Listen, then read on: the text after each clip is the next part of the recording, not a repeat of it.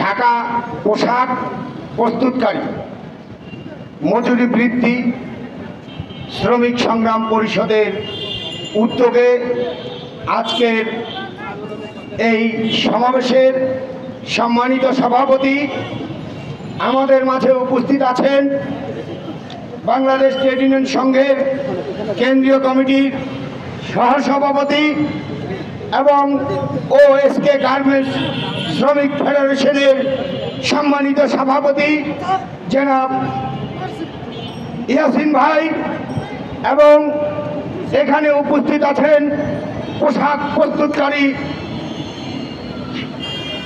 সংগ্রাম পরিষদের কেন্দ্রীয় নেতৃবৃন্দ এবং বিভিন্ন শাখা প্রশাখার সংগ্রামী কর্মীবৃন্দ।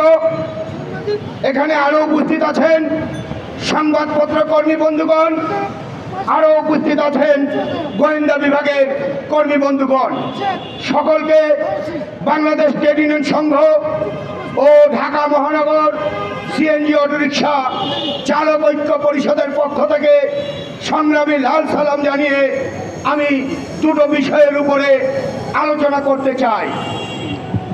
প্রথমত বলতে চাই, এখানে যারা যে শ্রমিকবৃন্দ এসেছেন তাদের উদ্দেশ্যে বলতে চাই, কর্মজীবী মানুষের শৃঙ্খল ছাড়া হারাবার কিছু নেই, পাওয়ার জন্য রয়েছে সারা বিশ্ব, যদি আমরা স্ব অবস্থান থেকে চেষ্টা করি। দ্বিতীয়ত বলতে চাই, এই শ্রমিকদের উদ্দেশ্যেই সোনাহীন পীড়িত নির্যাতিত বঞ্চিত অবহেলিত ও বারবার প্রতারিত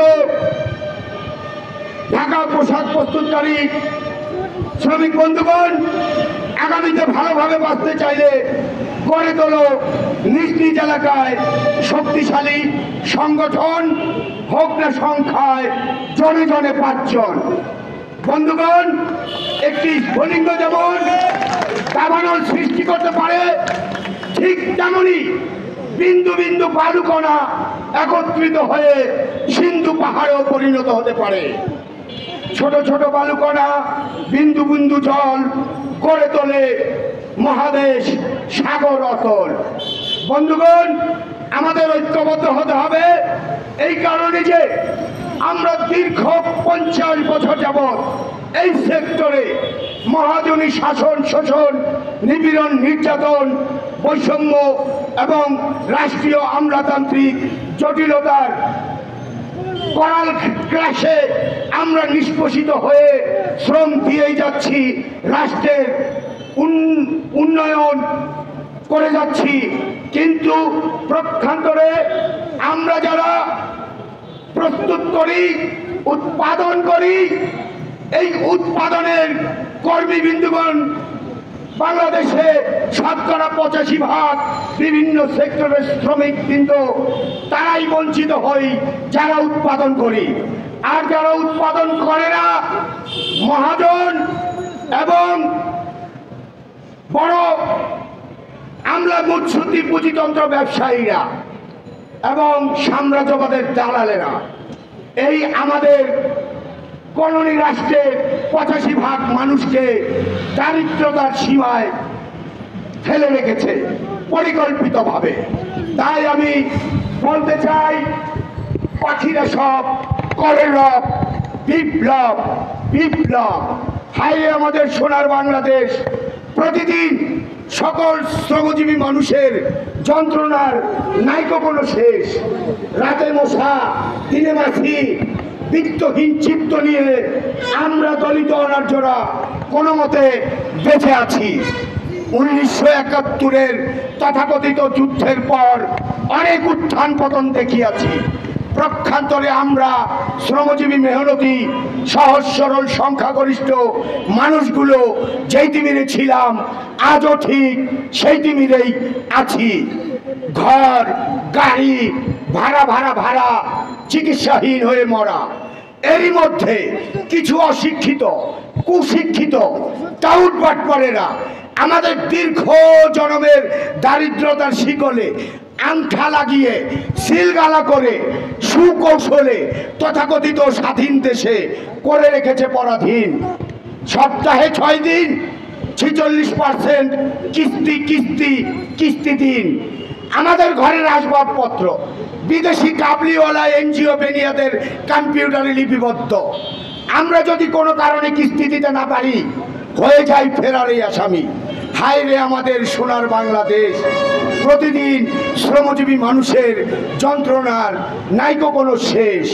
আজকে আমরা এমন একটি যন্ত্রণা নিয়ে এখানে হাজির হয়েছি, পোশাক প্রস্তুতকারী শ্রমিক বিন্দুর কয়েকজনের আলোচনায় অনেক কিছুই নেই।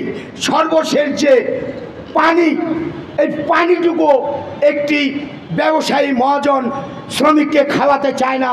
তারা কতটা পৈশাসিকভাবে আমাদেরকে নির্যাতন করতেছে এই গণমাধ্যম বন্ধুগণ এবং গোয়েন্দা বিভাগের বন্ধুগণ, আপনারা ওই অন্তর্বর্তীকালীন সরকারকে খোঁচা দিয়ে বলুন শ্রমজীবী 85% মানুষ ভালো নেই, অতএব এদেশটা এখনো অর্থনৈতিকভাবে স্বাধীনতা আমরা পাইনি।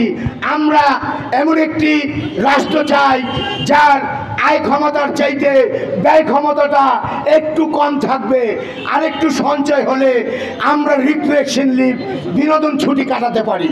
কিন্তু দেখা যাচ্ছে আমরা যেই সেক্টরে এই পোশাক প্রস্তুতকারী শ্রমিকদের মতো আমরাও সিএনজি চালাই, আমরা সকল শ্রমিকদের যে আয় ক্ষমতা তার চাইতে ব্যয় ক্ষমতাটা সবসময় ঊর্ধ্বগতিতে থাকে। আর গণমাধ্যমের বড় বড় গণমাধ্যমের শিল্পপতিদের গণমাধ্যমের বারবার ভেংচি কেটে বলে সোনার বাংলাদেশ, স্মার্ট বাংলাদেশ, এমনকি আরও কি বলে ডিজিটাল বাংলাদেশ। ডিজিটাল নয়, ডিজিটাল, অর্থাৎ এমন একটি হযবর ল করে রেখেছে, অর্থনৈতিক বৈষম্য করে এনজিওর মাধ্যমে আমরা আজকে এখান থেকে মুক্তি পেতে চাই। তাই মুক্তি পাওয়ার জন্য সকল শ্রমিকবৃন্দকে বলতে চাই, আসুন আমরা জীবনের বিনিময় হলেও আগামী দিনের শ্রমিকদের যেন ভাগ্যের পরিবর্তন হয় এমন একটি আন্দোলন সংগ্রাম গড়ে তুলি। বাংলাদেশ ট্রেড ইউনিয়ন সংঘের পতাকা তলে আমরা ঢাকা মহানগর সিএনজি অটোরিকশা চালক ঐক্য পরিষদ আপনাদেরকে সবসময় সমর্থন, একাত্মতা ঘোষণা, যুদ্ধ লাগলে সতীর্থ হতেও দ্বিধাবোধ করব না। সবাইকে আমার সংগ্রামী লাল সালাম জানিয়ে আমি আমার প্রারম্ভিক বক্তব্য এখানে শেষ করছি। সকলকে ধন্যবাদ।